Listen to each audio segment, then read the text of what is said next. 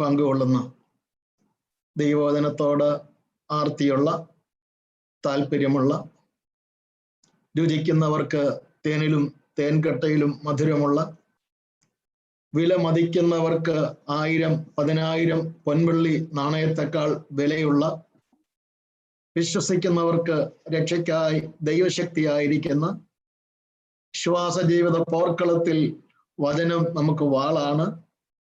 ആത്മീക വളർച്ചയിൽ വചനം പാലാണ്. വചനം നമ്മുടെ ആഹാരമാണ്. അങ്ങനെ ദൈവവചനത്തിന് വില കൊടുക്കുന്ന, മതിപ്പ് കൊടുക്കുന്ന എല്ലാ ദൈവമക്കളെയും ഓർത്ത് ദൈവത്തെ സ്തുതിക്കുന്നു, സ്തോത്രം ചെയ്യുന്നു. നമ്മൾ എബ്രായ ലേഖനമാണ് ചിന്തിക്കുവാനായിട്ട് എടുത്തിരിക്കുന്നത്.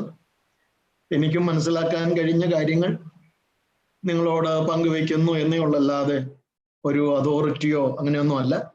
ഞാനും ദൈവത്തിന്റെ വചനം മനസ്സിലാക്കുവാൻ ആഗ്രഹിക്കുന്നുണ്ട്. അങ്ങനെ ദൈവത്തിന്റെ വചനം ഞാൻ ശ്രദ്ധിക്കുമ്പോൾ ഞാൻ മനസ്സിലാക്കിക്കൊണ്ടിരിക്കുന്ന കാര്യങ്ങൾ നിങ്ങളുമായിട്ട് ഷെയർ ചെയ്യുകയാണ്. കഴിഞ്ഞ ആഴ്ചയിൽ നമ്മൾ തുടക്കമിട്ടത് എങ്ങനെയാണ്? എബ്രായ ലേഖനം, എബ്രായൻ എന്നുള്ള വാക്ക് തന്നെ അക്കരെ കടന്നവനെന്നാണ് അതിൻ്റെ അർത്ഥം.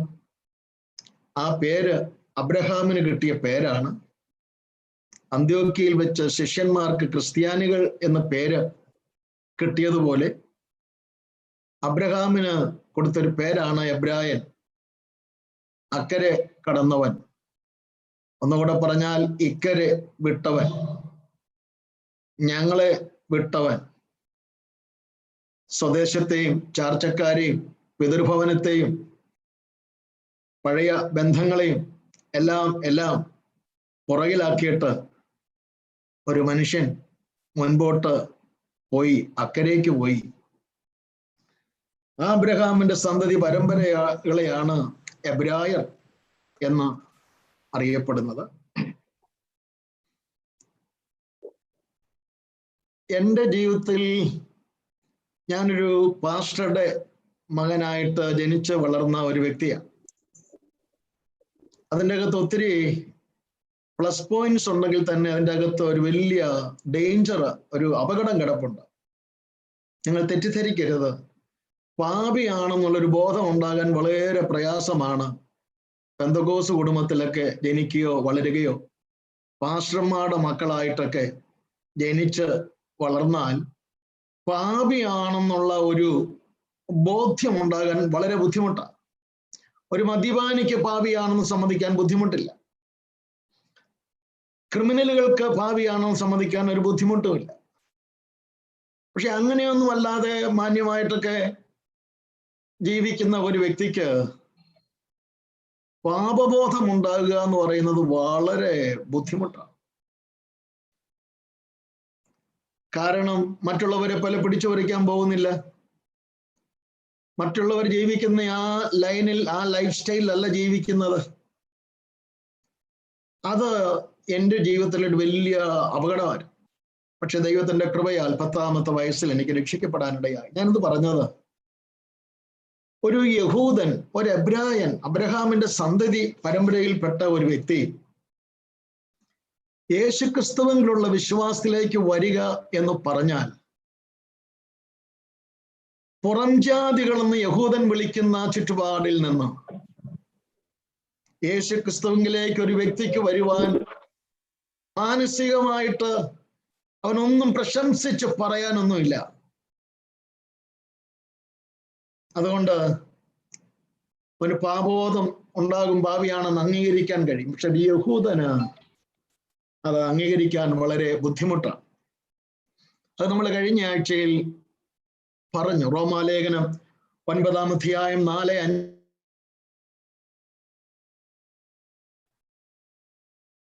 അഭിമാനങ്ങൾ, അവന്റെ അവകാശങ്ങൾ.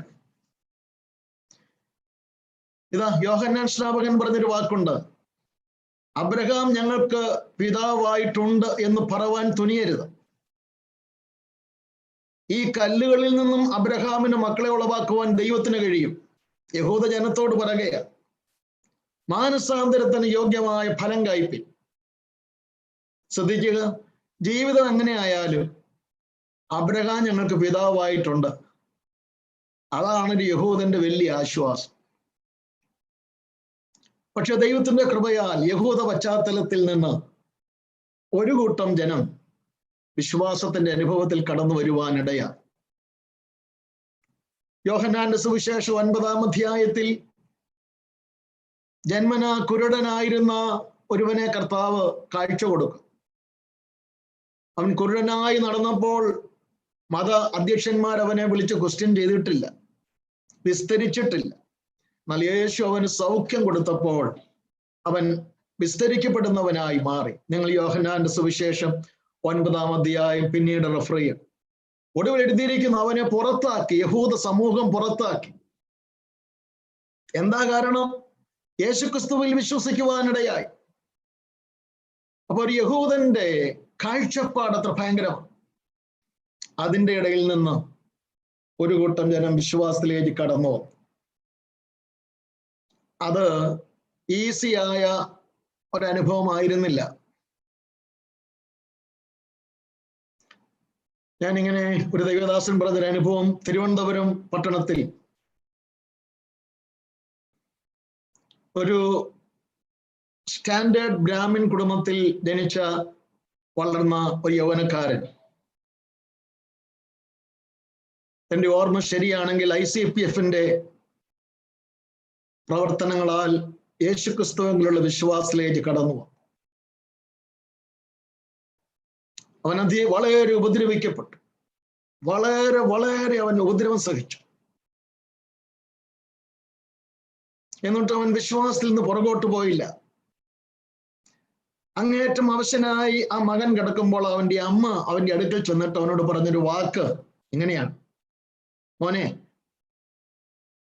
ഇപ്പോഴാണ് നിന്റെ വിശ്വാസത്തിന്റെ വലുപ്പം എനിക്ക് മനസ്സിലായത്. നീ ഒരു യൗവനക്കാരനാ.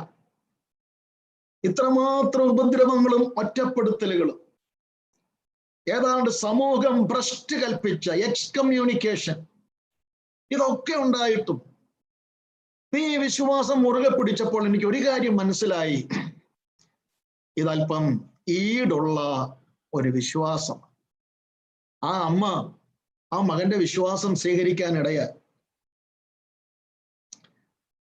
അപ്പൊ നമ്മൾ വിശ്വാസത്തിന് വേണ്ടി എന്തെങ്കിലും സഹിച്ചാൽ,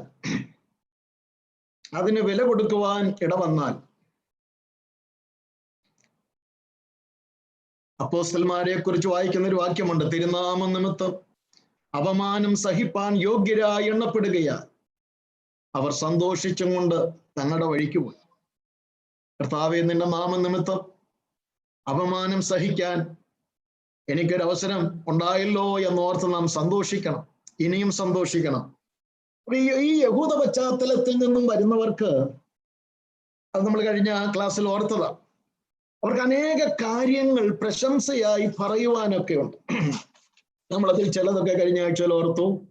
അവർക്ക് ന്യായപ്രമാണമുണ്ട്, പ്രവാചകന്മാരുണ്ട്, അതുപോലെ ദേവാലയമുണ്ട്, ശബത്തുണ്ട്, യാഗപീഠമുണ്ട്, ദൈവത്തിന്റെ കവനൻസ്, ഉടമ്പടി അവർക്കുണ്ട്, പുരോഹിതന്മാരുണ്ട്.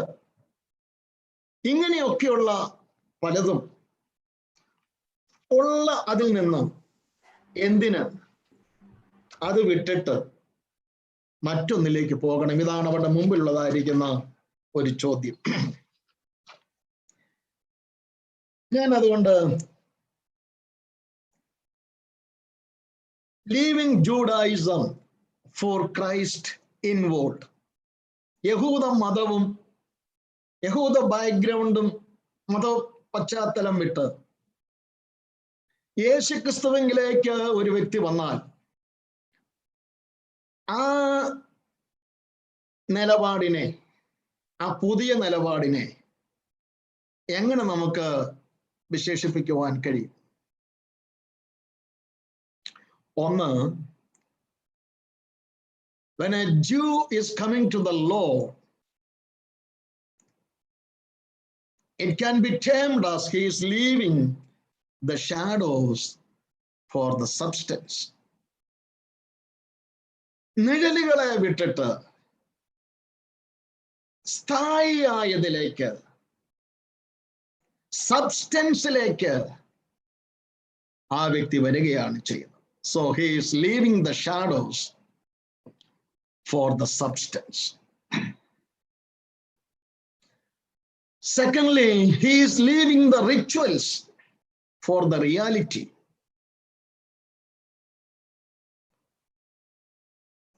ആചാര അനുഷ്ഠാനങ്ങളെ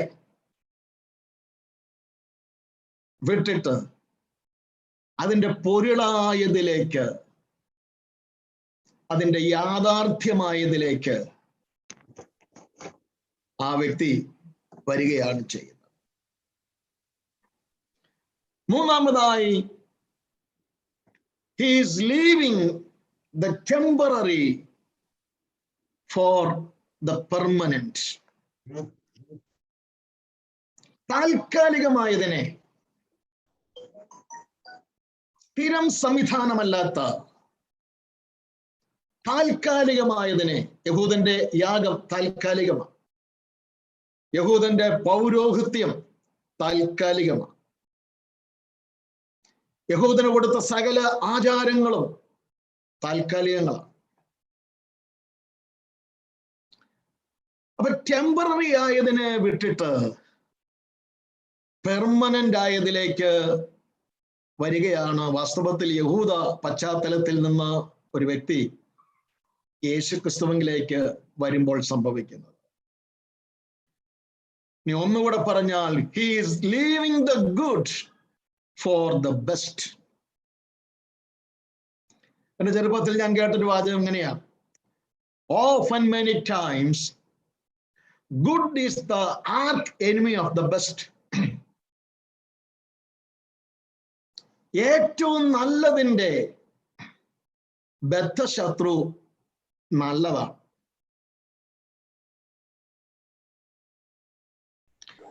യഹൂദന് ഗുഡ് എന്ന് പറയാനുള്ള പലതുമുണ്ട്. ആ ഗുഡിനെ വിട്ടിട്ട് ഒരു യഹൂദൻ യേശുക്രിസ്തുവിലേക്ക് വന്നാൽ, not from bad to worse, അത് അങ്ങേയറ്റം അധപ്പതനത്തിലേക്ക് പോകുകയല്ല. He is going from good to the best. ഒരു മനുഷ്യൻ ഗുഡ് എന്ന് പറയുന്നതിനെ വിട്ടിട്ട് ബെസ്റ്റിലേക്ക് പോയാൽ ആരാ മനുഷ്യനെ കുറ്റപ്പെടുത്തുക? ബാക്കിയുള്ള എല്ലാ രംഗങ്ങളിലും ഗുഡിനെ വിട്ടിട്ട് ബെസ്റ്റിലേക്ക് ഒരു മനുഷ്യൻ പോയാൽ, ഇപ്പോഴല്ലേ ഈ കൊറോണ വൈറസ് ഒക്കെ വന്ന് വിദേശ ജോലിക്കൊക്കെ ഒത്തിരി ഇടിവ് സംഭവിച്ചത്. നമ്മുടെ നാട്ടിലെ ഒരു സാധാരണ ജോലി ചെയ്തുകൊണ്ടിരുന്ന ഒരു മനുഷ്യൻ അത് വിട്ടിട്ട് വിദേശ രാജ്യത്ത് എവിടെയെങ്കിലും നല്ല നല്ല ആനുകൂല്യങ്ങളുള്ള ശമ്പളമുള്ള ഒരു നല്ല ജോലി അവന് കിട്ടി അങ്ങോട്ട് പോയെന്ന് പറഞ്ഞാൽ, അല്ലെ നമ്മുടെ ഭാഷ പറയാം, അമേരിക്കയിൽ ഒരു നല്ല ജോലി കിട്ടിയപ്പോൾ നാട്ടിലെ മുറുക്കാങ്കട വിട്ടിട്ട് അങ്ങോട്ട് പോയെന്ന് പറഞ്ഞാൽ ആരവനെ കുറ്റം പറയും? നീ എന്താടാ ഈ കാണിച്ചെന്ന് കേൾക്കുന്നവരെല്ലാം പറയും വളരെ സന്തോഷം. അപ്പം ഫിസിക്കൽ തലത്തിൽ സാമാന്യമായതിനെയും സാധാരണമായതിനെയും വിട്ടിട്ട് അതിനേക്കാൾ ബെസ്റ്റിലേക്ക് ഒരു മനുഷ്യൻ പോയാൽ അതിനെ നമുക്ക് അപ്രീഷിയേറ്റ് ചെയ്യുവാൻ കഴിയുമെങ്കിൽ, യഹൂദ മതത്തിന്റെ പശ്ചാത്തലം വിട്ട് യേശുക്രിസ്തുവിലേക്കുള്ള വിശ്വാസത്തിലേക്ക് ഒരു വ്യക്തി വരുമ്പോൾ, he is leaving the good for the best. ഇനി ഒരു രണ്ട് കാര്യം കൂടെ പറയട്ടെ. He is leaving the popular for the unpopular. He is leaving the popular for the unpopular. അത് നമുക്ക് മനസ്സിലാക്കാൻ വിഷമമുള്ളൊരു സ്റ്റേറ്റ്മെന്റ് ആണെന്ന് എനിക്ക് തോന്നുന്നില്ല. യഹൂദമതം പോപ്പുലറാണ്. പക്ഷെ യേശുക്രിസ്തുവിലുള്ള വിശ്വാസം, ക്രിസ്ത്യാനിറ്റി, അങ്ങനെ ഞാൻ പറയട്ടെ, ക്രിസ്ത്യാനിറ്റി അന്ന് പോപ്പുലർ അല്ല.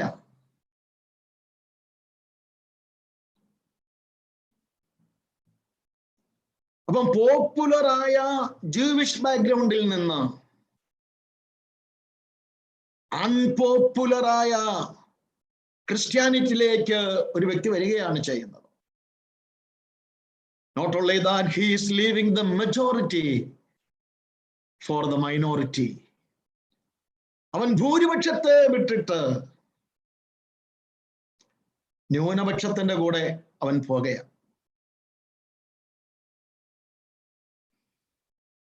ഞാൻ എൻ്റെ ഭാവനയിൽ ഒരു യഹൂദനും അന്നത്തെ നമ്മൾ ഈ എബ്രായ ലേഖനം പഠിക്കുമ്പോൾ അന്നത്തെ ഒരു യഹൂദനും ഒരു ക്രിസ്ത്യാനിയും തമ്മിലുള്ള ഒരു സംഭാഷണം എൻ്റെ ഭാവനയിൽ ഞാനൊന്ന് കാണുകയാണ്. ഈ ജൂഡായിസ്റ്റ്, ഈ ലീഗലിസ്റ്റ്, ഈ യഹൂദ മതാനുസാരി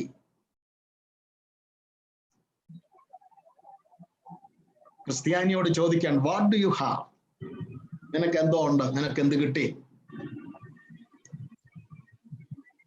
എന്നിട്ട് ആ ലീഗലിസ്റ്റ് യഹൂദ മതാനുസാരി തന്നെ കുറിച്ച് പറയാൻ, I have rich heritage of the prophets. ദൈവത്തിന്റെ വചനത്തിൽ കാണുന്ന ശ്രേഷ്ഠന്മാരായ ശക്തന്മാരായ പ്രവാചകന്മാരുടെ ഒരു പാരമ്പര്യം എനിക്കുണ്ട്, ഒരു യഹൂദൻ പറയുക. രണ്ടാമതായി പറയുന്നത്, I have the prominent ministry of angels. ദൂതന്മാരുടെ സേവനവും ശുശ്രൂഷയും എനിക്കുണ്ട്.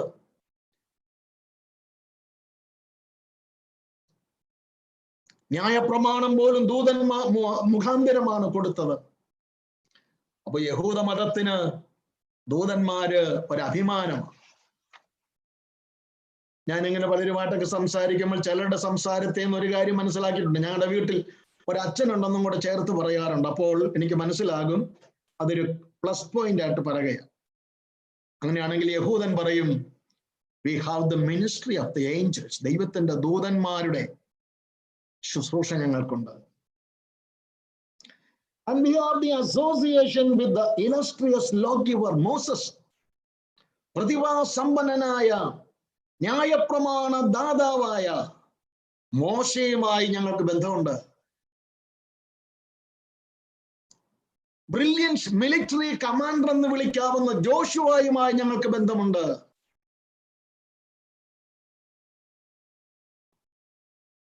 And we have the glory of the Aaronic priesthood. അഹരോന്യ പൗരോഹിത്യം അത് ഞങ്ങൾക്കുള്ളതാണ്. The sacred sanctuary where God dwells among his people. തന്റെ ജനത്തിന്റെ മധ്യേ ദൈവം വസിക്കുന്ന ആ തിരുനിവാസം ഞങ്ങൾക്കുള്ളതാണ്. ദൈവത്തിന്റെ ഉടമ്പടി ഞങ്ങൾക്കുള്ളതാണ്. ഒരു യഹൂദ മതാനുസാരി യേശുക്രിസ്തുവിൽ വിശ്വാസത്തിലേക്ക് വരുന്ന ഒരു വ്യക്തിയോട് പറയാൻ സാധ്യതയുള്ള വാക്കുകളാണ്. എന്നിട്ട് ആ യഹൂദ മതാനുസാരി തിരിച്ച് ഈ ക്രിസ്ത്യനോട് ചോദിക്കും, then tell me what do you have? നിനക്ക് എന്തോ ഉണ്ട്? അവൻ മറുപടി പറയുന്നതിന് മുമ്പേ ആ യഹൂദ മതാനുസാരി പറയുന്നു, nothing but a simple upper room, isn't it? നിനക്ക് എന്തോ ഉണ്ട്? ഒന്നുമില്ല. ഒരു മാളിക മുറി. നമ്മൾ ഈ മലയാളത്തിലൊക്കെ മാളിക മുറി എന്നൊക്കെ കേൾക്കുമ്പോഴത്തേക്ക് തെറ്റിദ്ധാരണയൊന്നും പറയരുത്. മാളിക എന്ന് പറയുന്ന ആ വാക്കൊക്കെ actually in English it is upper room, മാളികയൊന്നുമല്ല. അപ്പം ഒരു ക്രിസ്ത്യാനിയോട് പറയാണ്, നിനക്കൊരു അപ്പർ റൂം ഉണ്ട്. അവിടെയാണല്ലോ പരിശുദ്ധാത്മാവിനെ തന്റെ ജനത്തിന്മേൽ പകർന്നത്. രണ്ടാമതായി, നിങ്ങൾക്കൊരു മേശയുണ്ട്, കർത്തൃമേശയുടെ മേശ. അവിടെ നിങ്ങൾക്കൊരു അപ്പക്കഷണമുണ്ട് അല്ലേ? അവിടെ ഒരു വീഞ്ഞ് നിറച്ചിരിക്കുന്ന ഒരു പാത്രമുണ്ട്. വേറെ എന്തോ ഉണ്ട് നിനക്ക്? ഒരു അപ്പർ റൂമും ഒരു മേശയും ഒരു ബ്രെഡും അല്പം വീഞ്ഞും. ഞങ്ങളെ നോക്ക്.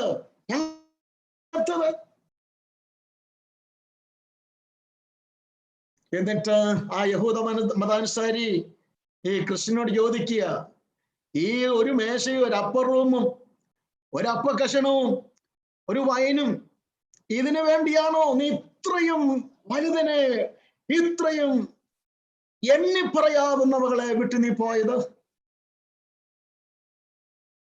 ആ ക്രിസ്ത്യൻ ആ യഹൂദനോട് പറയാവുന്ന മറുപടി ഇങ്ങനെയായിരിക്കും, what I have isn't it? In A word. എനിക്ക് എന്തോ ഉണ്ട്, അല്ലെങ്കിൽ എന്ത് കിട്ടി. ഈ യഹൂദ മതത്തിന്റെ ഈ പ്രശംസയായിരിക്കുന്ന ഇതിനെല്ലാം വിട്ടിട്ട് കേവലം ഒരു അപ്പർ റൂമും ഒരു മേശയും ഒരപ്പവും ഒരല്പം വീഞ്ഞും മാത്രമെന്ന് അവിടുന്ന് അങ്ങ് പറഞ്ഞ ഈ വിശ്വാസത്തിലേക്ക് ഞാൻ വന്നപ്പോ എനിക്ക് എന്ത് കിട്ടിയെന്നല്ലേ ചോദ്യം. എനിക്കത് പറയുവാൻ അധികം വാചകങ്ങൾ വേണ്ട. എനിക്ക് എന്ത് കിട്ടിയെന്നുള്ളത് ഒറ്റ വാക്കിൽ ഞാൻ പറയാം. Jesus Christ. എനിക്ക് യേശുക്രിസ്തുവിനെ കിട്ടി. യേശുക്രിസ്തുവിനെ എനിക്ക് കിട്ടി. എന്റെ ദൈവമക്കളെ, ഇന്ന് സന്ധ്യാവേളയിൽ നമുക്ക് ലഭിച്ചതിലേക്കും വെച്ച് ഏറ്റവും വലിയ ധനം, നമുക്ക് ലഭിച്ചതിലേക്കും ഏറ്റവും വലിയ പൊസഷൻ, കള്ളന്മാർക്ക് തുരന്ന് മോഷ്ടിക്കാൻ കഴിയാത്ത, പുഴുവിനും തുരുമ്പിനും കെടുത്തിക്കളയാൻ കഴിയാത്ത, മരണത്തിന് നമ്മിൽ നിന്ന് പിടിച്ചു പറിക്കാൻ കഴിയാത്ത, ഈ ലോകത്തിലെ യാതൊന്നിനും നമ്മളിൽ നിന്ന് പിടിച്ചു മാറ്റാൻ കഴിയാത്ത ദൈവപുത്രനായ യേശുക്രിസ്തുവിനെ നമുക്ക് ലഭിച്ചു എന്നുള്ളതാണ് നമ്മുടെ ജീവിതത്തിന്റെ ഏറ്റവും വലിയ ഭാഗ്യമായി, പദവിയായിട്ട് നമുക്ക് കാണുവാനായി കഴിയുന്നത്. ഞാൻ ആവർത്തനങ്ങളിലേക്ക് ഇനി പോകുന്നില്ല. നമ്മൾ കഴിഞ്ഞ ആഴ്ചയിൽ ലാസ്റ്റ് പറഞ്ഞു വെച്ചത് ക്രിസ്ത്യൻ സമൂഹത്തെ അല്ലെങ്കിൽ ദൈവജനത്തെ എബ്രായ ലേഖനത്തിൽ 2 കാറ്റഗറിയായി തിരിച്ചു വെച്ചിരിക്കുക. അത് എബ്രായർ 5:12-13 വാക്യങ്ങളാണ്. ശിശുക്കളും അതുപോലെ തന്നെ പ്രായപൂർത്തി അല്ലെങ്കിൽ മച്യൂരിറ്റി ആയവർ. ശിശുക്കൾ. ഒരു ദേവദാസൻ പറഞ്ഞൊരു വാചകം എനിക്ക് ഇപ്പോഴും വളരെ കറക്റ്റ് ആയിട്ടാണ് തോന്നുന്നത്. Many are growing old but not growing up. പലരും വർഷങ്ങൾ ഓരോന്നും അറിഞ്ഞു പോകുന്നതിനനുസരിച്ച് പ്രായവും വയസ്സും കൂടുന്നുണ്ടെന്നുള്ളതല്ലാതെ many are growing old but not growing up. നമ്മുടെ വളർച്ചയെ കുറിച്ച് തന്നെ നമുക്കൊന്ന് ശ്രദ്ധിക്കണ്ടേ? പെന്തക്കോസ്തലായാൽ പോലും, ശുശ്രൂഷ രംഗത്തായാൽ പോലും 50 വർഷമായി, 60 വർഷമായി, 30 വർഷമായി ഒരിക്കലൊരു ഒരു ഓഫീസിൽ ഒരു മനുഷ്യൻ, അദ്ദേഹം ഒത്തിരി സീനിയോറിറ്റി ഉള്ള ഒരാളാണ്. അപ്പൊ അദ്ദേഹത്തിന്റെ സീനിയോറിറ്റിയെ കുറിച്ച് അതിന്റെ മെയിൻ ആളിനോട് ഇദ്ദേഹം ഇങ്ങനെ സംസാരിച്ചു കൊണ്ടിരുന്നപ്പം ആ ഓഫീസിന്റെ പ്രധാനപ്പെട്ട ആള് പറഞ്ഞൊരു വാക്യം ഇങ്ങനെയാണ്, you have got 1 year's experience 25 times. 1 വർഷത്തെ പരിചയം നിനക്ക് 25 വർഷമായിട്ടുണ്ട് എന്ന് പറഞ്ഞാൽ 25 വർഷത്തിന് മുമ്പ് വന്ന നീയും ഈ കഴിഞ്ഞ വർഷം വന്ന ഒരു വ്യക്തിയും തമ്മിൽ നോക്കിയാൽ 25 വർഷങ്ങൾ പിന്നിട്ടെന്നല്ലാതെ യു ആർ ഗ്രോൺ അപ്പ്. നീ എത്രത്തോളം വളർച്ച പ്രാപിച്ചിട്ടുണ്ട്. You are grown old, you grow old. പ്രായം ചെന്നിട്ടുണ്ട്, അത് ശരിയാ. പക്ഷെ എത്രത്തോളം വളർച്ച പ്രാപിച്ചു. ഇന്നും നമ്മുടെ സഭകൾക്ക് പറ്റിയിരിക്കുന്ന ഒരു പരാജയം പറയട്ടെ, സ്പിരിച്വൽ നഴ്സറി സ്കൂളുകളായി നമ്മുടെ സഭകൾ മാറിയിരിക്കും. പെന്തക്കോസ് അനുഭവത്തിലും വിശ്വാസത്തിലും വർഷങ്ങൾ വളരെ പിന്നിട്ടെങ്കിലും ഇന്നും പലരും നഴ്സറി സ്കൂളിൽ ഇരിക്കുന്ന പോലെയാണ്. റോമാലേഖനം 2-ാം അധ്യായം 20-ാമത്തെ വാക്യത്തിൽ ഒരു ശിശുവിനെ കുറിച്ച് അപ്പോസ്തലൻ പറയുന്നു, സത്യം അറിയാൻ ആഗ്രഹിക്കാത്തൊരു വ്യക്തിയാണ് ശിശു. നമ്മള് ബൈബിൾ വഹിക്കുന്നവരാണ്, വായിക്കുന്നവരല്ല. സഭായോഗത്തിന് വരുമ്പോഴും കയ്യിൽ ബൈബിൾ കാണും, ഇരിക്കും, മുമ്പിൽ വയ്ക്കും. സഭായോഗം കഴിയും, ആ ബൈബിൾ തിരിച്ചു കൊണ്ടുപോയി ആ അലമാരിക്കകത്ത് വെക്കും. അടുത്ത മീറ്റിങ്ങിന് കൊണ്ടുവരും. ഇങ്ങനെ ബൈബിൾ ചുമക്കുന്നു എന്നല്ലാതെ വചനം പഠിക്കുകയോ വായിക്കുകയോ ചെയ്യുന്ന അനുഭവം നമുക്ക് എത്രത്തോളം ഉണ്ട്. അങ്ങനെയാണെങ്കിൽ നാം ശിശുവാണ്. റോമർ 2:20 നിങ്ങൾ ശ്രദ്ധിച്ചാൽ അറിയാം. രണ്ടാമതായി 1 പത്രോസ് 2:1-2 വാക്യങ്ങൾ പുതിയ വിശ്വാസികളെ ശിശുക്കളോട് സാദൃശ്യപ്പെടുത്തിയിരിക്കുന്നത്. ഇപ്പോൾ ജനിച്ച ശിശുക്കളെ പോലെ വചനമെന്ന മായമില്ലാത്ത പാല് കുടിപ്പാൻ വാഞ്ചിപ്പീൻ.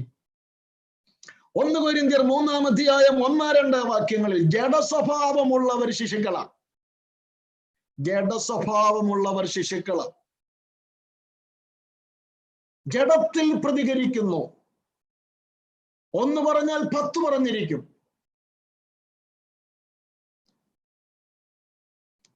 ഇതാണ് നമ്മുടെ ടെൻഡൻസി എങ്കിൽ ആത്മീക ഭാഷയിൽ പറയാം ശിശുവാണ്. എഫേസ്യർ 4:14 ഉപദേശത്തിന്റെ ഓരോ കാറ്റിനാൽ അലഞ്ഞ് ഉടലുന്ന ശിശു. എല്ലാ ഉപദേശവും ശരിയാണ് പുള്ളിക്ക്. എല്ലാ ഉപദേശവും ശരിയാണ്. ഒരിക്കലും നാം അങ്ങനെ ആയിരിക്കരുത്. ഭേദാഭേദങ്ങളെ തിരിച്ചറിയണം. ഒന്നുകൂടെ ഞാൻ പറയട്ടെ ദൈവമക്കളെ, ഇനി ഉപദേശങ്ങൾ ഇറങ്ങാൻ കിടക്കുന്നതേ ഉള്ളൂ. സാത്താന്റെ പണിപ്പുരയിൽ അവൻ ഇഷ്ടപ്പെട്ട ഉപദേശങ്ങൾ അവൻ നിർമ്മിച്ചു കൊണ്ടിരിക്കുക. അത് ഏറ്റുപിടിക്കുന്ന ആൾക്കാര് നാട്ടിൽ ഇനിയും എഴുന്നേൽക്കാൻ പോകുകയാണ്. എല്ലാ ഉപദേശം കേട്ടാലും ഹല്ലേലൂയ എന്ന് പറയരുത് കേട്ടോ. അപ്പോസ്തലന്മാരല്ലാതിരിക്കെ അപ്പോസ്തലന്മാരെന്ന് പറഞ്ഞവരെ പരീക്ഷിച്ച് കള്ളന്മാരാണെന്ന് നിങ്ങൾ കണ്ടത്. ക്രിസ്തുവിന്റെ ഉപദേശത്തിൽ നിലനിൽക്കാതെ അതിന് വിട്ടുപോകുന്ന ഒരുത്തനും ദൈവമില്ല. ഒരു ശിശു ഉപദേശത്തിന്റെ ഓരോ കാറ്റിനാൽ അലയുന്നവനാണ്. അങ്ങനെ ആകരുത്. അടുത്തതായിട്ട് മച്യൂരിറ്റി അല്ലെങ്കിൽ മാൻ ഓഫ് ഗോഡ്, ദൈവത്തിന്റെ മനുഷ്യൻ.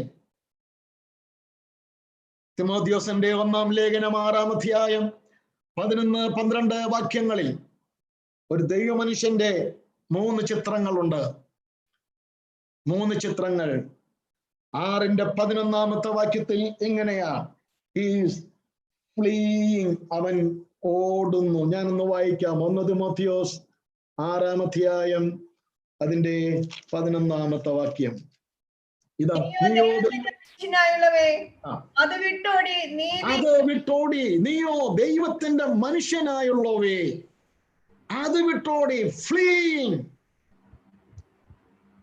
ചേർന്നു പോകുവാൻ പാടില്ലാത്ത സകലയിടങ്ങളിൽ നിന്നും വിഷയങ്ങളിൽ നിന്നും ദൈവത്തിന്റെ മനുഷ്യൻ ഓടിപ്പോകുന്നവനാണ്. രണ്ടാമതായി ആ വാക്യം പിന്നെയും അതിന്റെ 11-ാം വാക്യം തന്നെ, വിട്ടോടി നീതി, ഭക്തി, വിശ്വാസം, സ്നേഹം, ക്ഷമ, സൗമ്യത എന്നിവയെ പിന്തുടരുക. First of all, he is fleeing. Second picture is he is following. പിന്തുടരുന്നു.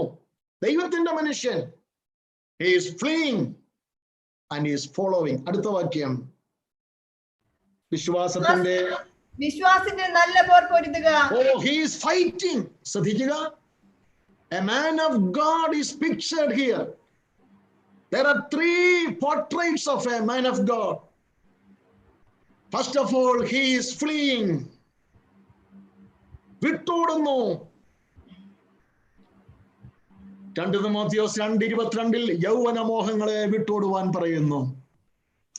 1 കൊരിന്ത്യർ 6:18 ദുർനടപ്പ് വിട്ടോടുവാൻ പറയുന്നു.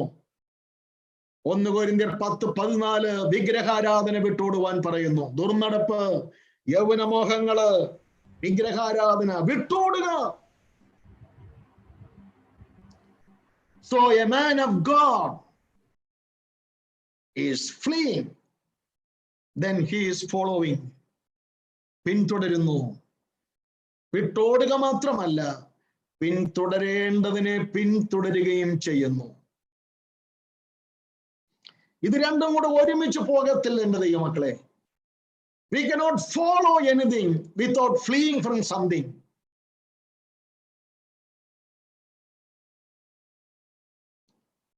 യേശു കർത്താവിനെ പിൻപറ്റണമെങ്കിൽ you have to flee from many things. മൂന്നാമത്തേത് പൊരുതുക. He is fighting.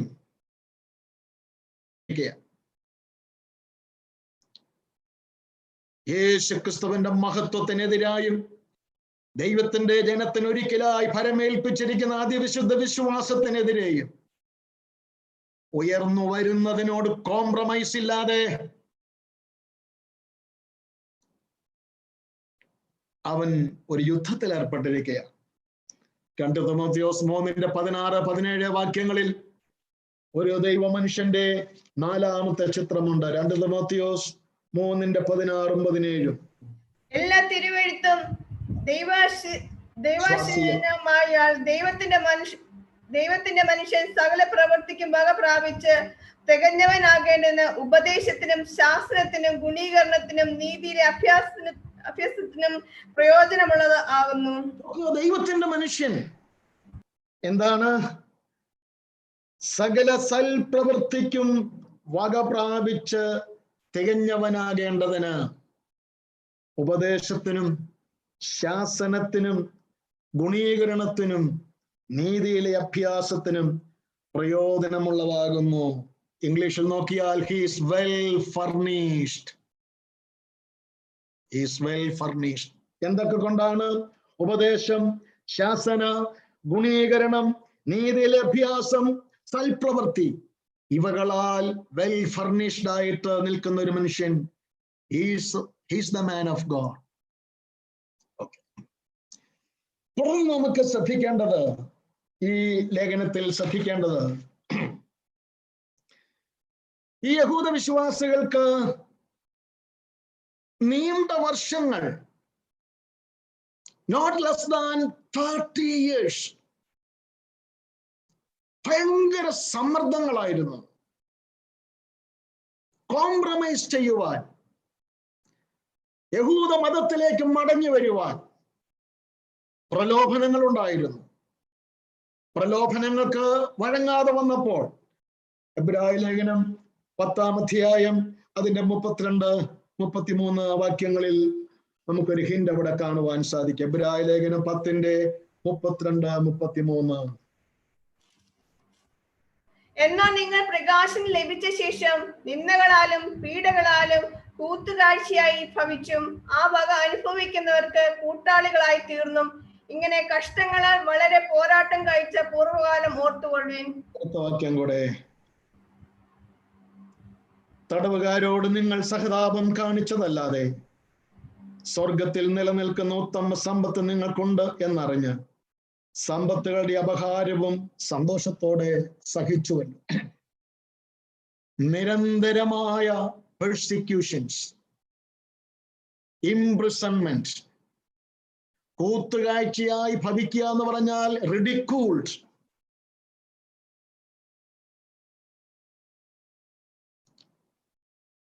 അവര് അങ്ങനെ സഹിച്ച് ഏറ്റവും ഒടുവിൽ ഒരു 10-30 വർഷങ്ങളൊക്കെ കഴിഞ്ഞപ്പോൾ അവരിൽ ഒരു കൂട്ടര് ആ യഹൂദ മതത്തിലേക്ക് നമുക്കങ്ങ് തിരിച്ചു പോയാൽ എന്താ, എന്തിനാ ഇതുപോലെ കിടന്നുകൊണ്ട് ഈ നിന്നയും ഉപദ്രവം സഹിക്കുന്നത്? അവര് കോംപ്രമൈസിന് ഒരുങ്ങുന്നു എന്നത് ദൈവത്തിന്റെ ദാസനായ പൗലോസിന്റെ ശ്രദ്ധയിൽപ്പെട്ടപ്പോൾ അവരെ വിശ്വാസത്തിൽ നിലനിർത്തുവാൻ യേശുക്രിസ്തുവിൽ നങ്കൂരമിട്ടവരായി കർത്താവിന്റെ സന്നിധിയിൽ നിലനിർത്താൻ വേണ്ടി ആത്മഭാരത്തോടെ എഴുതിയ ഒരു ലേഖനമാണ് എബ്രായ ലേഖനം. ഇന്ന് സന്ധ്യാസമയം എൻ്റെ പ്രിയമുള്ളവരെ, ഞാൻ നിങ്ങളോടൊരു ചോദ്യം ചോദിക്കട്ടെ, എന്നെ കൂടെ ചേർത്തുകൊണ്ട്. ദൈവകൃപയിൽ വന്ന ഒരു വ്യക്തി, കർത്താവിന്റെ ശുശ്രൂഷയിൽ പ്രയോജനപ്പെട്ടുകൊണ്ടിരുന്ന ഒരു വ്യക്തി പരാജയപ്പെട്ടു പോയി എന്ന് കേട്ടാൽ, അല്ലെങ്കിൽ താളം തെറ്റുന്നു, ചുവടുറയ്ക്കുന്നില്ല, വഴുതുന്നു എന്ന് കേൾക്കുമ്പോൾ നമ്മുടെ ഹൃദയത്തിൽ സന്തോഷമാണോ ഉളവാകുക? അതോ ആ വ്യക്തിയെ കുറിച്ചൊരു ബേർഡൻ നമ്മുടെ അകത്തുണ്ടാകുമോ? പൗലോസിന്റെ ഉള്ളിലുണ്ടായത് അവരെ കുറിച്ചുള്ളൊരു ബേർഡനാണ്. നിങ്ങൾ റോമാലേഖനം 9-ാം അധ്യായം നോക്കണം. പൗലോസ് അവിടെ തന്റെ നെഞ്ചുവേദനയെ കുറിച്ച് പറയുന്നുണ്ട്. പൗലോസിന് ഭയങ്കര നെഞ്ചുവേദനയുണ്ടെന്നാ പറയുന്നത്. അത് BP കൂടിയത് കൊണ്ടും കൊളസ്ട്രോൾ ഉണ്ടായത് കൊണ്ടും ഒന്നും ഉണ്ടായൊരു നെഞ്ചുവേദനയല്ല.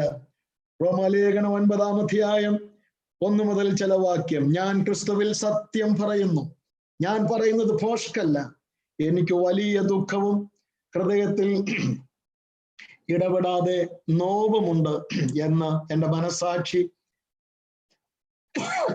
എനിക്ക് പരിശുദ്ധാത്മാവിനാൽ സാക്ഷിയായിരിക്കുന്നു. പൗലോസ് പറയുന്നത് ഞാൻ ഭോഷ്കല്ല പറയുന്നത്, സത്യം പറയുകയാ. പരിശുദ്ധാത്മാവ് സാക്ഷിയാണ് ഇതിന്. എനിക്ക് എൻ്റെ ഹൃദയത്തിൽ ഭയങ്കര നോവുണ്ട്. നമ്മളാണെങ്കിൽ എന്ത് പറഞ്ഞേനെ, കൊളസ്ട്രോൾ ആയിരിക്കും. പക്ഷെ പൗലോസിന് കൊളസ്ട്രോൾ ഉണ്ടായ നെഞ്ചുവേദനയല്ല. അടുത്ത വാക്യത്തിലുണ്ട്, ജഡപ്രകാരം എൻ്റെ ചാർച്ചക്കാരായ എൻ്റെ സഹോദരന്മാർക്ക് വേണ്ടി ഞാൻ തന്നെ ക്രിസ്തുവിനോട് വേർപെട്ട് ശാപഗ്രസ്തനാവാൻ ഞാൻ ആഗ്രഹിക്കാമായിരുന്നു.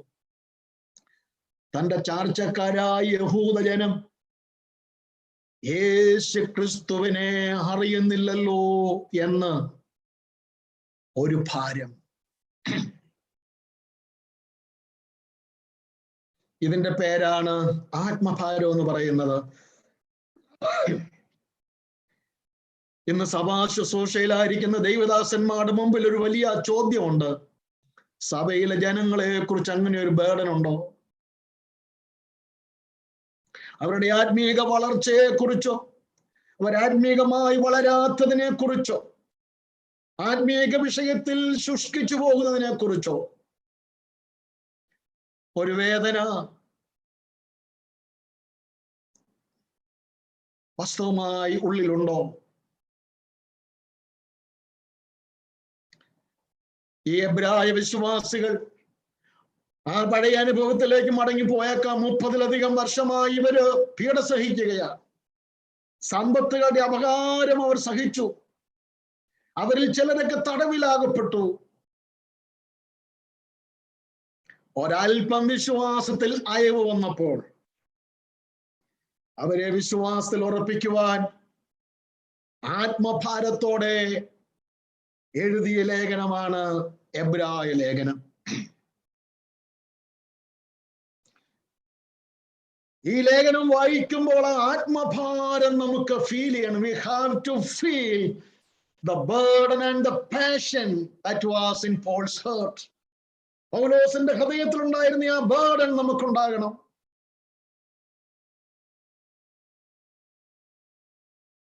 എന്നോട് നാളുകൾക്ക് മുൻപ് ഒരു വ്യക്തി പറഞ്ഞൊരു വാചകം ഞാൻ ഓർക്കുന്നു.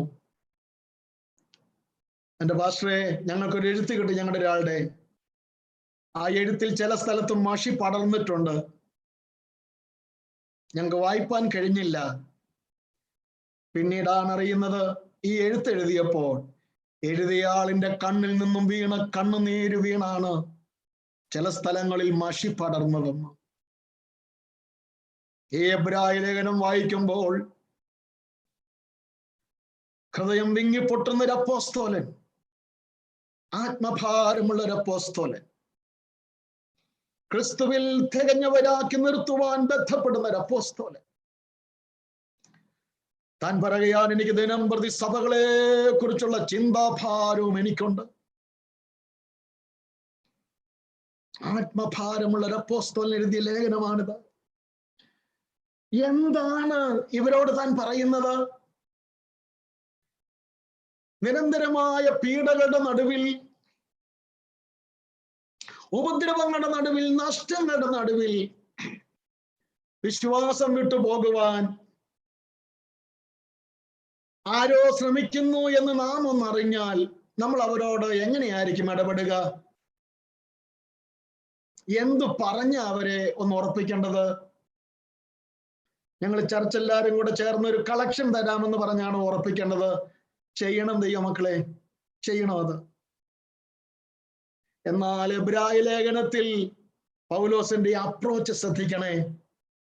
2 കാര്യം താൻ പറയുന്നു. ഒന്ന്, turn your eyes on Christ. യേശു ക്രിസ്തുവിലേക്ക് നിങ്ങളുടെ നോട്ടം പതിയണം. You look on him. ഒന്ന് വായിക്കുമോ? 3-ാം അധ്യായം 1-ാമത്തെ വാക്യം, എബ്രായ ലേഖനം 3-ന്റെ 1.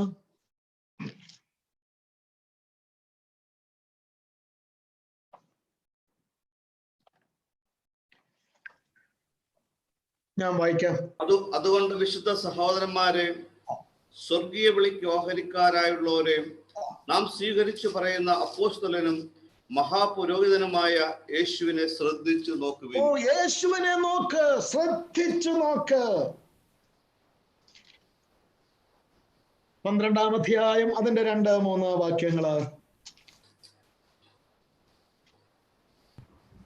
വിശ്വാസത്തിന്റെ നായകനും പൂർത്തി വരുത്തുന്നതിനുമായ യേശുവിനെ നോക്കുക. യേശുവിനെ നോക്ക്, ശ്രദ്ധിച്ചു നോക്ക്. 2-ാം അധ്യായം അതിന്റെ 9-ാം വാക്യം. യേശുവിനെ കാണുന്നു. 2:9 യേശുവിനെ കാണുന്നു. എങ്കിലും ദൈവകൃപയാൽ എല്ലാവർക്കും വേണ്ടി മരണം ആസ്വദിപ്പാൻ ദൂതന്മാരിലും അല്പം ഒരു താഴ്ച വന്നവനായ യേശു മരണം അനുഭവിച്ചതുകൊണ്ട് അവനെ മഹത്വവും ബഹുമാനവും അണിഞ്ഞവനായി നാം കാണുന്നു. യേശുവിനെ കാണുന്നു. യേശുവിനെ നോക്കുക, യേശുവിനെ ശ്രദ്ധിച്ചു നോക്കുക. ഞാൻ ഇങ്ങനെ പറയട്ടെ, ക്രിസ്തീയ ജീവിതം ആരംഭിക്കുന്നത് യേശുവിനെ നോക്കിക്കൊണ്ട്. എങ്ങനെ അറിയാം?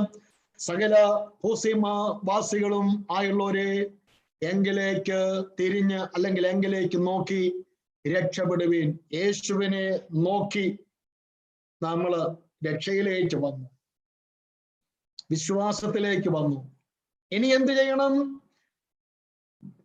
വിശുദ്ധ സഹോദരന്മാരെ, സ്വർഗീയ വിളിക്ക് ഓഹരിക്കാരായുള്ളവരെ, നാം സ്വീകരിച്ചു പറയുന്ന അപ്പോസ്തലനും മഹാപുരോഹിതനുമായ യേശുവിനെ ശ്രദ്ധിച്ചു നോക്കുക.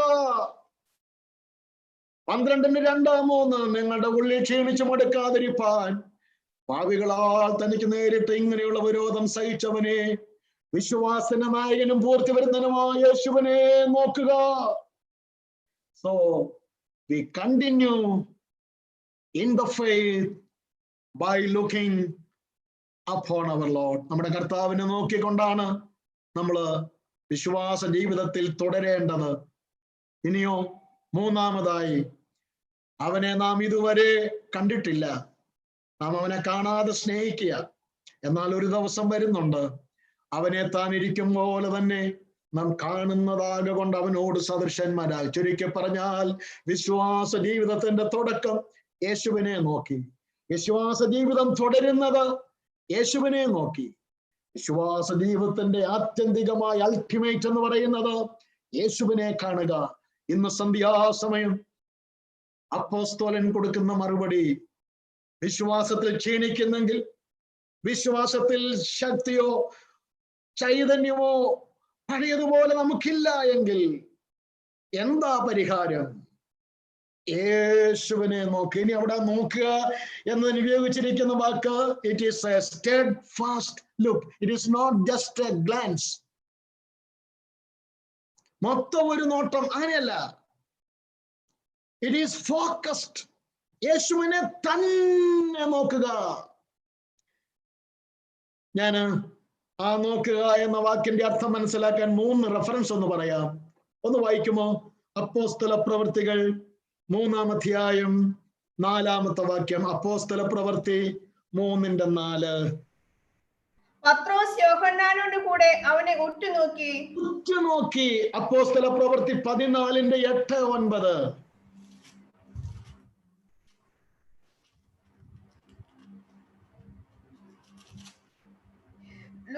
ലുസ്ത്രയിൽ അമ്മയുടെ ഗർഭം മുതൽ മുടന്തനായി ഒരിക്കലും നടന്നിട്ടില്ലാതെയും കാലിന് ശക്തിയില്ലാതെയും ഉള്ള ഒരു പുരുഷൻ ഇരുന്നിരുന്നു. അവൻ പൗലോസ് സംസാരിക്കുന്നത് കേട്ട് അവൻ അവനെ ഉറ്റുനോക്കി. നോക്കുക, ആ നോട്ടം ശ്രദ്ധിച്ചോ?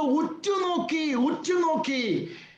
യാക്കോബിന്റെ ലേഖനം 1-ാം അധ്യായം 25-ാം വാക്യം. യാക്കോബ് 1:25.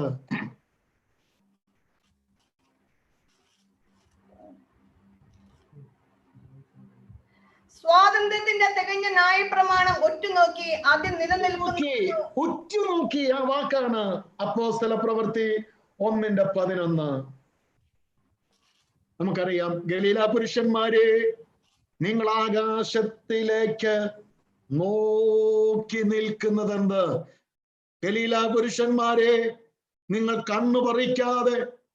ആകാശത്തിലേക്ക് തന്നെ നോക്കി നോക്കി നോക്കി നോക്കി നോക്കി നോക്കി അങ്ങനെ അങ്ങ് നിൽക്കുന്നത് നോക്കുക. യേശുവിനെ നോക്കുക എന്ന് പറഞ്ഞാൽ it is not just a glance, it is a focused look, it is gazing.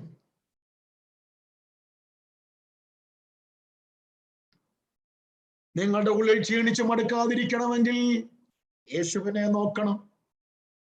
നിങ്ങൾ ഒത്തിരി ഉപദ്രവം സഹിച്ച് മനസ്സ് ക്ഷീണിച്ചു പോകുന്ന ഒരു വ്യക്തിയാണെങ്കിൽ യേശുവിനെ നോക്ക്.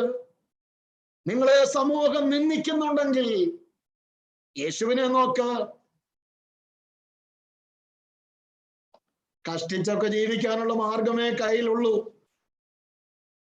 യേശുവിനെ നോക്ക്. ഇന്ന് സന്ധ്യാസമയത്തിൽ അപ്പോസ്തലൻ പറയുകയാണ്, in order to go on in the faith and to stand firm in the faith, one of the option that is pointed out to the Hebrew believers is this, that they have to look on and on and on Jesus Christ. യേശു ക്രിസ്തുവിനെ തന്നെ നോക്കിക്കണം. എങ്ങനെ യേശുവിനെ നോക്കണം? എവിടെ നോക്കണം? പൗലോസ് പറയുകയാണ്, ഇപ്പോൾ നാം കടമൊഴിയായി കാണുന്നു. ദൈവത്തിന്റെ വചനത്തിൽ കൂടെ യേശുവിനെ നോക്കണം. കർത്താവിനെ ഇതുപോലെ വരച്ചു കാട്ടി. ഗലാത്യ വിശ്വാസികളോട് പൗലോസ് ചോദിക്കുന്ന ഒരു ചോദ്യമുണ്ട്. ബുദ്ധിയില്ലാത്ത ഗലാത്യരെ, യേശു ക്രിസ്തുവിനെ ക്രൂശിക്കപ്പെട്ടവനായി നിങ്ങളുടെ മുമ്പിൽ വരച്ചു കാട്ടിയിരിക്കെ ദൈവത്തിന്റെ വചനത്തിന്റെ ഒരു മിനിസ്ട്രി എന്താണ്? നമ്മുടെ മുൻപിൽ യേശുവിനെ വരച്ചു കാണിക്കുകയാണ്. ദൈവത്തിന്റെ വചനത്തിന്റെ ഓരോ പേജുകൾ എത്ര അനുഗ്രഹിക്കപ്പെട്ടതാണ്. യേശു ആര്? ഈ വചനത്തിന്റെ അകത്ത്, ഈ വാക്കുകളുടെ അകത്ത്, ഈ വരികൾക്കകത്ത് യേശു ആരാണെന്ന് വെളിപ്പെടുത്തുകയാണ്.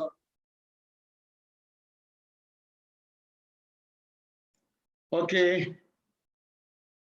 രണ്ടാമതായിട്ട് അപ്പോസ്തലൻ പറയുന്നൊരു പോംവഴിയുണ്ട്. എൻഡ്യുവർ, സഹിക്കുക. എൻഡ്യുവർ, ENDURE, എൻഡ്യുവർ.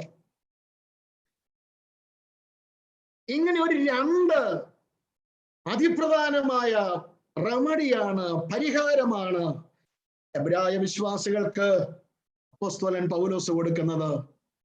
ഇന്ന് സന്ധ്യാവേളയിൽ നമുക്ക് യേശുവിനെ നോക്കണം, നമ്മുടെ കർത്താവിനെ നോക്കണം.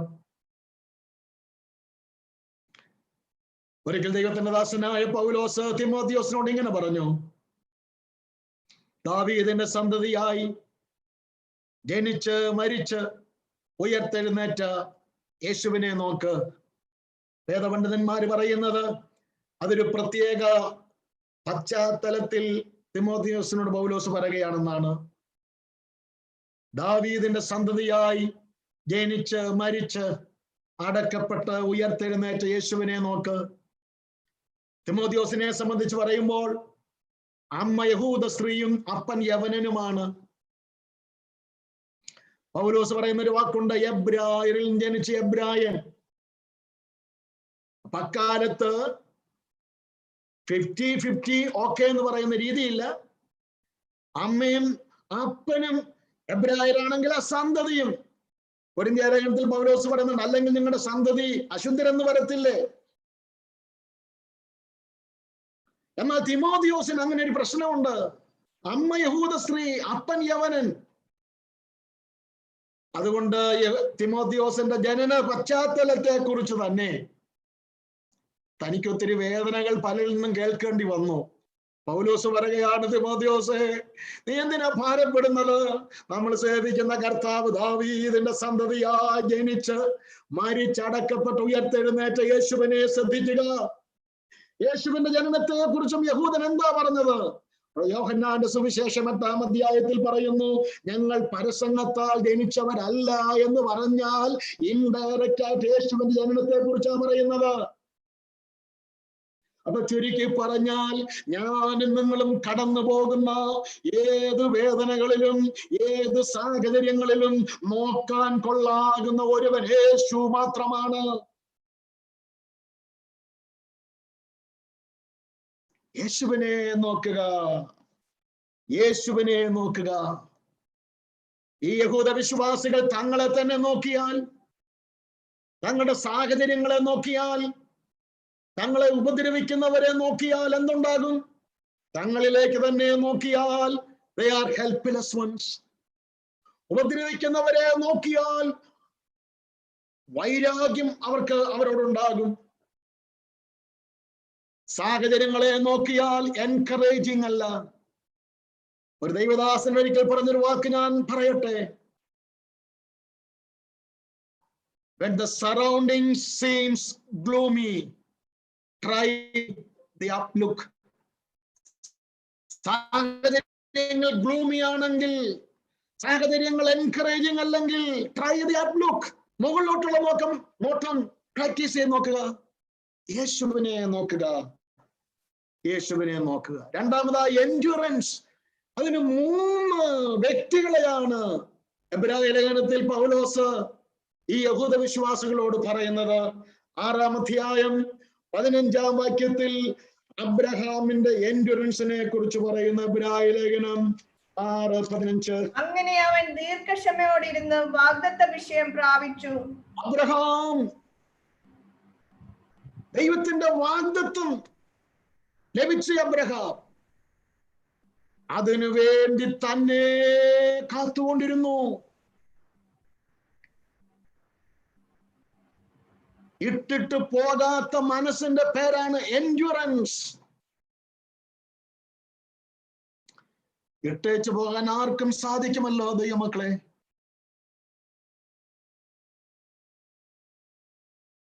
അപ്പോൾ യഹൂദ വിശ്വാസികളോട് അബ്രഹാമിനെ ചൂണ്ടിക്കാണിക്കുന്നു. രണ്ടാമതായി 11-ാം അധ്യായം 27-ാം വാക്യം, എബ്രായർ 11:27. വിശ്വാസത്താൽ അവൻ അദൃശ്യ ദൈവത്തെ കണ്ടതുപോലെ ഉറച്ചു നിൽക്കാൻ രാജാവിന്റെ കോപം ഭയപ്പെടാതെ മിസ്രൈം വിട്ടുപോന്നു. മൂസയെ ചൂണ്ടിക്കാണിക്കുന്നു. രാജാവിന്റെ കോപം ഭയപ്പെട്ടില്ല, അദൃശ്യ ദൈവത്തെ കണ്ടതുപോലെ താൻ നിൽക്കുന്നു. That is endurance. ഒരു ചിന്തകൻ പറഞ്ഞു, when the going gets tough, the tough gets the going. മുൻപോട്ടുള്ള പോക്ക് ദുഷ്കരമാകുമ്പോൾ, when the going gets tough, yes, the tough gets the going. Endurance. എബ്രായർ 12:2-3 നമ്മൾ നേരത്തെ വായിച്ചൊരു വാക്യമാണ്. എബ്രായർ 12:2-3. പൂർത്തി വരുത്തവനുമായ യേശുവിനെ നോക്കുക. തന്റെ മുമ്പിൽ വെച്ചിരുന്ന സന്തോഷമോർത്ത് അവൻ അപമാനം ലക്ഷ്യമാക്കി ക്രൂശിനെ സഹിച്ചു. തന്റെ മുമ്പിൽ വെച്ചിരുന്ന സന്തോഷമോർത്ത് അപമാനം അലക്ഷ്യമാക്കി അവൻ ക്രൂശിനെ സഹിച്ചു. എങ്ങനെ നമുക്ക് വിശ്വാസത്യാഗം കൂടാതെ മുൻപോട്ട് പോകുവാൻ കഴിയും? ആരെങ്കിലും കുറെ പണം തന്ന് സഹായിക്കുമെന്ന് കേട്ടാൽ വിശ്വാസം നിൽക്കാൻ ഒക്കുമോ? അതാണ് ലക്ഷ്യമെങ്കിൽ അത് തീരുമ്പം പിന്നെയും വിശ്വാസം നഷ്ടപ്പെടും. എന്നാൽ ഇന്ന് സന്ധ്യാവേളയിൽ 2 റെമഡികളാണ് പൗലോസ് പറഞ്ഞു കൊടുക്കുന്നത്. ഒന്ന്, യേശുവിനെ നോക്കുക. ഇനി നമുക്ക് ഈ എബ്രായ ലേഖനത്തിന്റെ ഓരോ പേജുകളിലും 1-ാമത്തെ അധ്യായമൊക്കെ ഞാനിങ്ങനെ വായിക്കുമ്പോൾ കർത്താവിനെ കുറിച്ച് എന്തെല്ലാം ചിത്രങ്ങളാണ് അവിടെ കാണുന്നത്. രണ്ടാമതായി അബ്രഹാം, മോശ, യേശു സഹിച്ചു. സഹിച്ചുകൊണ്ട് നിന്നു. യേശുവിനെ നോക്കുക, സഹിച്ചുകൊണ്ട് നിൽക്കുക. സഹിക്കുന്നുവെങ്കിൽ കൂടെ വാഴും ദൈവത്തിന്റെ വചനമാണ്. നമ്മുടെ സമയം കഴിഞ്ഞല്ലോ, എന്റെ വാക്ക് ഇവിടെ നിർത്തട്ടെ. ആക്ച്വലി ഇതിന്റെ ഇൻട്രഡക്ഷൻ ഇന്നുകൊണ്ട് തീർക്കണമെന്നാണ് ഞാൻ വിചാരിച്ചത്.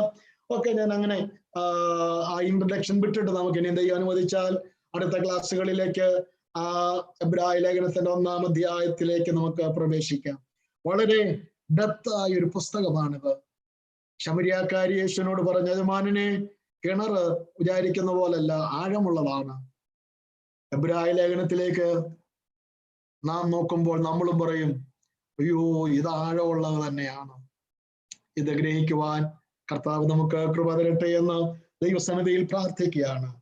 എന്റെ വാക്കുകളെ ഞാൻ ഇവിടെ ചുരുക്കുന്നു. ഈ ക്ലാസ് അറ്റൻഡ് ചെയ്ത എല്ലാ പ്രിയപ്പെട്ടവരോടും കർത്താവിന്റെ നാമത്തിൽ നന്ദി പറയുന്നു.